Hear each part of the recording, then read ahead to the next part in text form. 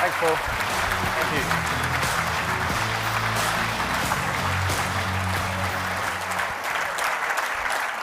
Well, good afternoon, conference. I was lucky enough, or unfortunate enough, to be in Manchester a few days ago, and the energy in this room is 10 times what it was in Manchester. So, congratulations.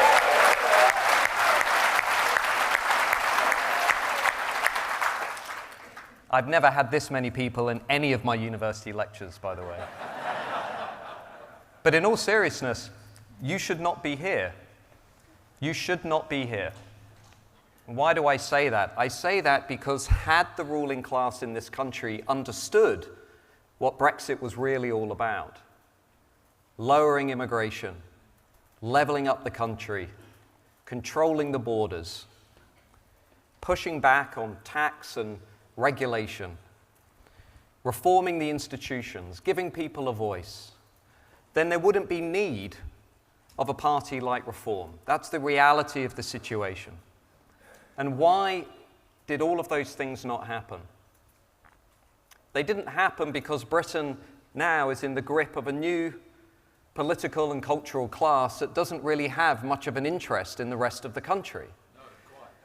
And if any of you have engaged with any of my research and work, you will know that most of the institutions today are disproportionately dominated by people from the same backgrounds, who hold the same values, who look at other people in the country with bewilderment and confusion, are the most politically intolerant of all, as we saw with the banking scandal, are the most likely to say they would feel uncomfortable if their son or daughter married somebody who held different political views to their own. And I think this new elite that is dominating the institutions has lost touch with the rest of the country. And we can see that in a whole array of issues, from immigration to the borders to what we're teaching our kids in school.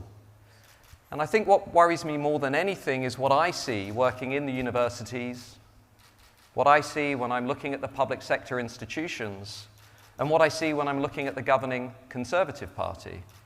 Saying a woman is a woman and a man is a man is fine. But if you're not rooting out radical gender identity theory from the schools and the institutions, it's meaningless.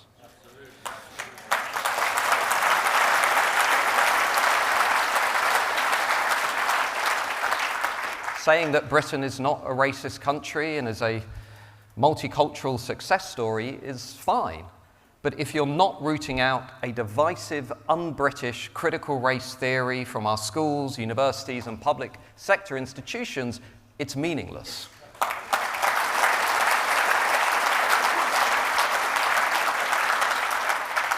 What the Conservative Party today has failed to understand is we are no longer living in the 1980s. People today are not just asking for economic freedom from a big state and regulation.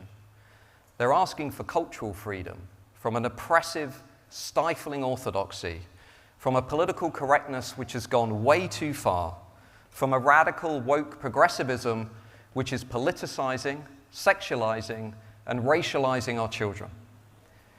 We need to stand up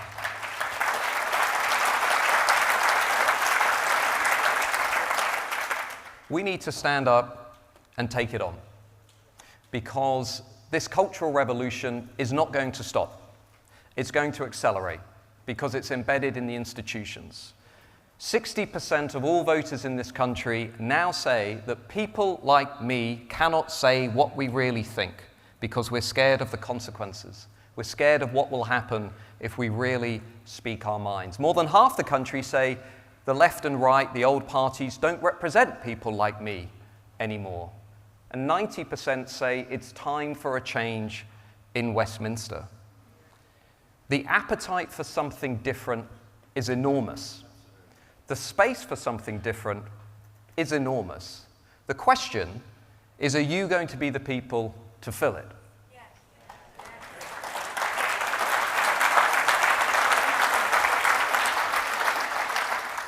I recently did a bit of work. I'm a pollster for my sins, and I asked the 2019 Conservatives, all those people who took a punt on Boris Johnson, what were the issues that they felt most strongly concerned about and felt that they weren't represented on? And there were three.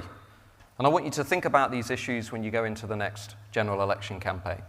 Number one, immigration. The vast majority of people out there think immigration has been too high, needs to be reduced, is damaging the country, and is no longer helping the national economy. They are sick of an alliance between big business and political elites that, like a drug addict, has become completely addicted to importing cheap migrant workers in order to keep consumption high, keep costs low, and to keep feeding this broken political economy. This is not a fringe view. 75% of Brits want immigration reduced, 85% think it's been badly managed, 66% agree with Suella Braverman last week that immigration represents an existential challenge to Western societies. The new elite that dominates the institutions would have you believe that these are fringe views. These are views of a 10% minority. They're not. Everybody in this room on immigration represents the majority. End of story.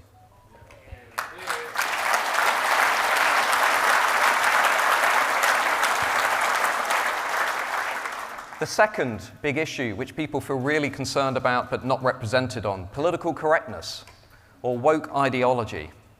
We're not like the Americans. Only half of Brits know what woke means, but 90% know what political correctness means. So if you're going to talk about it, use political correctness. But we all know what we're talking about. It's a stifling, overwhelming ideology which is trickling out of the universities and the elite class, and which is hardwired to push us apart, not pull us together. Those of you who read my Substack know that a quarter of Britain's schools are now teaching critical race theory, which says the only interesting thing about our children is not their character, but the color of their skin. Schools in London now offering lessons to black children that are not offered to their white counterparts. Private schools that are teaching white British children that they should apologize for their white privilege and they should reflect on their white guilt.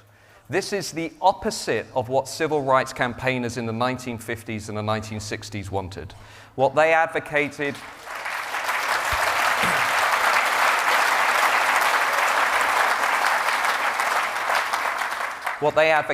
was colorblind anti-racism. They said, we have absolutely no toleration for racism, but we also think there are so many more interesting things about human beings than the color of their skin. And that's not what's happening in the schools and universities today. Quite the opposite. So it's not enough, as one of the speakers said today, to simply announce a review of what's happening in schools. What we need to do is get the third-party providers who are teaching children these divisive and un-British ideas out of British schools.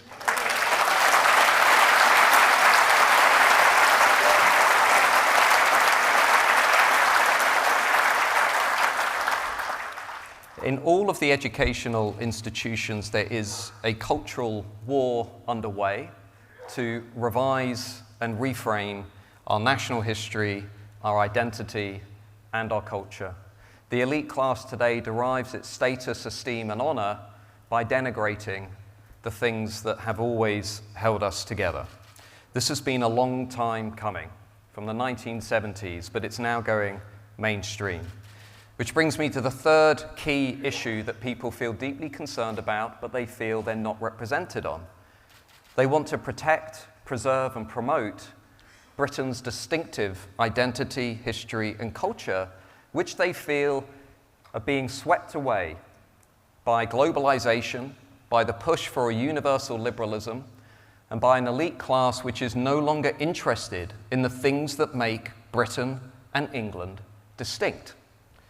What we need to do is push back against a view among the elite class which is called asymmetrical multiculturalism, which says it's fine to celebrate the identities and the culture and the history of minorities, but you cannot do the same for the majority.